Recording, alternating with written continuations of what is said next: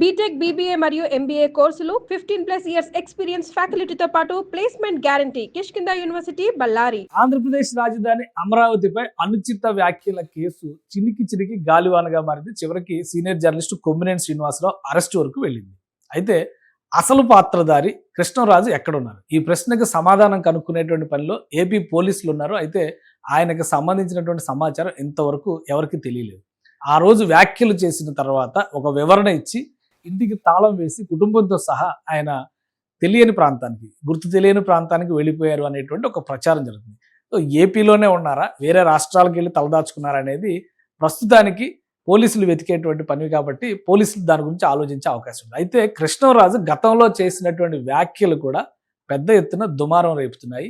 ప్రధానంగా సామాజిక వర్గాలకి సంబంధించినటువంటి అంశాలని రెచ్చగొట్టే రీతిలో అదే ఛానల్ డిబేట్లో ఆయన గతంలో చేసిన వ్యాఖ్యలు ప్రత్యేకంగా ఒక కులాన్ని ఉద్దేశించి తీవ్రవాదులు అంటూ చేసినటువంటి వ్యాఖ్యలు ఇప్పుడు బయటకు వచ్చాయి. వాటిని ఒకసారి మనం పరిశీలించేటువంటి ప్రయత్నం చేద్దాం. అసలు ఏమన్నారు? ఎందుకంటే కృష్ణరాజు గారు అమరావతి మహిళల గురించి కూడా తన ఉద్దేశం ఒకటైతే ఆపాదించి మాట్లాడుతున్నారని ఆయన వివరణ ఇచ్చారు. కొమ్మినేని శ్రీనివాసరావు గారు కూడా దాని తరపున గట్టిగా వాదిస్తున్నారు.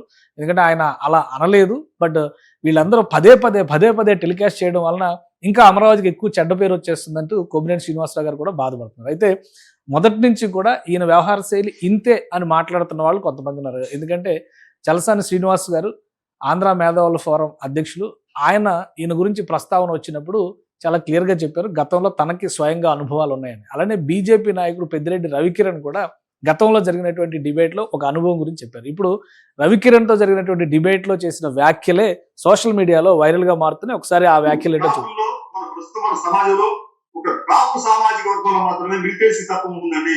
రంగారెడ్డి వచ్చిన తర్వాత రాష్ట్ర వ్యాప్తంగా వారు చేసిన కార్యక్రమం కావచ్చు, తుని సంఘటన, తునిలో రత్నాచల్ ఎక్స్ప్రెస్ కావచ్చు, అంబేద్కర్ కోనసీమకు సంబంధించి జరిగిన అల్లర్లు కావచ్చు. ఒకటి ఇందా కృష్ణరాజు గారి పెద్దలు మాట్లాడుతూ కాపుల్లో మిలిటెన్సీ తత్వం అన్నది అన్నారు. అది కాపుగా నాకు చాలా బాధ కలిగింది. ఎందుకంటే ఇప్పుడు రంగా గారి తర్వాత జరిగిన గొడవల్లో కాపులే చేశారు. కేసీఆర్ గారు మీరు అక్కడ ఎంతమంది ఇన్వాల్వ్ అయ్యారు, ఏ రకంగా చేసుకెళ్ళిపోయారు.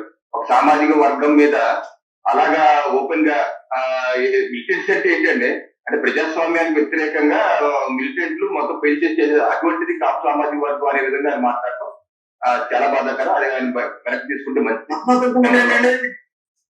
రత్నాచల్ సంఘటన ఏమిటి?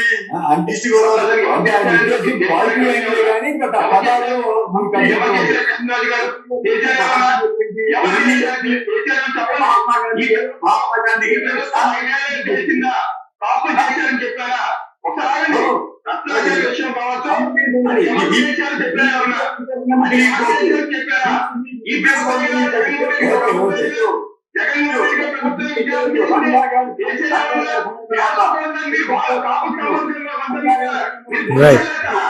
ఇది గతంలో జరిగినటువంటి చర్చ. ఆ చర్చలో వచ్చినటువంటి అంశం ఇది. ఒక సామాజిక వర్గాన్ని తీవ్రవాద లక్షణాలు ఉన్నటువంటి సామాజిక వర్గం అని స్పష్టంగా పేర్కొంటూ కృష్ణరాజు చేసినటువంటి వ్యాఖ్యలు. ఈ గతంలో అనేక చర్చల విషయంలో కూడా ఈయన ఇలానే దురుసుగా ప్రవర్తించారు.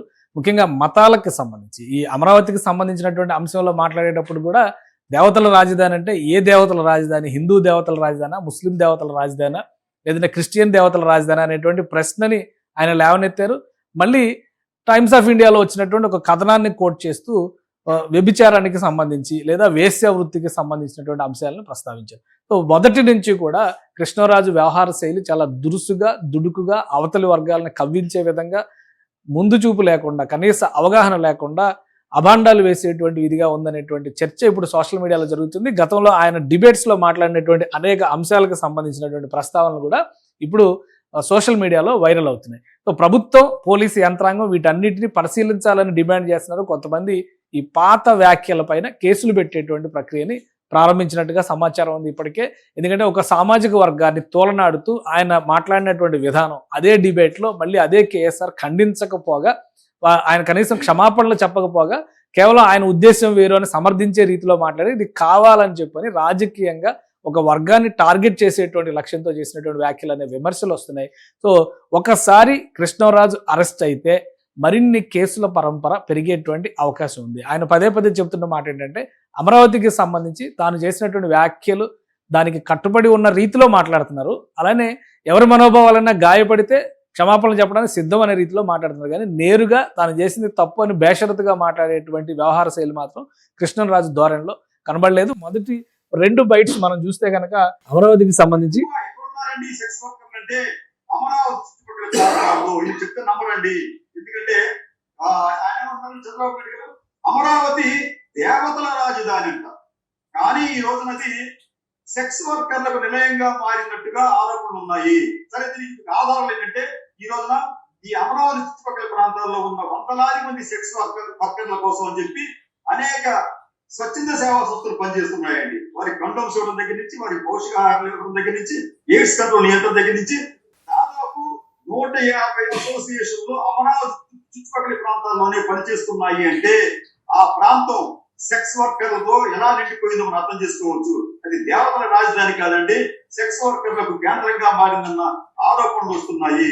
ఇవన్నీ కూడా దాచిపెట్టి అమరావతికి సంబంధించి చేసినటువంటి వ్యాఖ్యలు ఇవి. ఆయన నేను అనలేదు అని చెబుతున్నటువంటి మాటలు చాలా స్పష్టంగా ఇందులో ఉన్నాయి. అంటే ఒక రిపోర్ట్ మీడియాలో వచ్చినటువంటి కథనం పూర్తిగా భిన్నమైనటువంటి కథనం. ఒక రాష్ట్రంలో ఉన్నటువంటి ఓవరాల్ FSW అంటే ఫీమేల్ సెక్స్ వర్కర్స్ రేషియో గురించి మాట్లాడుతూ చేసినటువంటి కథనం అది. కానీ అమరావతి కేంద్రం అయింది అంటూ ఇక్కడ వ్యాఖ్యలు చేశారు. అలానే కాపులకి సంబంధించి తీవ్రవాద ధోరణి ఉన్నటువంటి సామాజిక వర్గం అంటూ విపరీతమైనటువంటి రీతిలో కామెంట్స్ చేశారు. దీంతో కాపు వర్గాల ప్రజలు, నాయకులు కూడా తీవ్ర ఆగ్రహం వ్యక్తం చేస్తున్నారు. తక్షణం కృష్ణరాజుని పట్టుకోవాలి, ఆయన గతంలో చేసినటువంటి వ్యాఖ్యల పైన కూడా కేసులు పెట్టేటువంటి అంశాన్ని పరిశీలిస్తున్నారు. కేసులు పెట్టిన తర్వాత ఆయన చేత క్షమాపణలు చెప్పించే దిశగా అడుగులు పడాలని చెప్పని డిమాండ్ చేస్తున్నారు.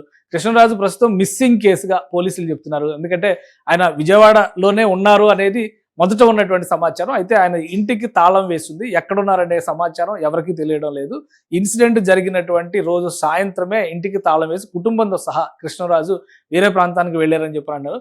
సో ఆంధ్రప్రదేశ్లో ఉన్నారా, మరి ఎక్కడైనా ఉన్నారా, లేదా తెలంగాణలో, ఎందుకంటే పక్కనే ఉన్నటువంటి రాష్ట్రం హైదరాబాద్, ఇతర ప్రాంతాల్లో ఇక్కడ ప్రొసీజర్స్ ఉంటాయి. అరెస్ట్ చేయాలంటే కూడా కొమ్మినేని శ్రీనివాసరావు గారిని అరెస్ట్ చేయాలంటే కూడా వచ్చి లోకల్ పోలీస్ స్టేషన్లో ఇన్ఫర్మేషన్ ఇచ్చి అప్పుడు ఆయన ఇంటికి వెళ్ళి అరెస్ట్ చేసేటువంటి వెసులుబాటు కలిగింది. సో అదే తరహాలో తెలంగాణలో కానీ మరే ఇతర ప్రాంతంలో అయినా కానీ తలదాచుకున్నారనే అంశం పైన ఇప్పుడు ఏపీ పోలీసులు ఫోకస్ పెట్టారు.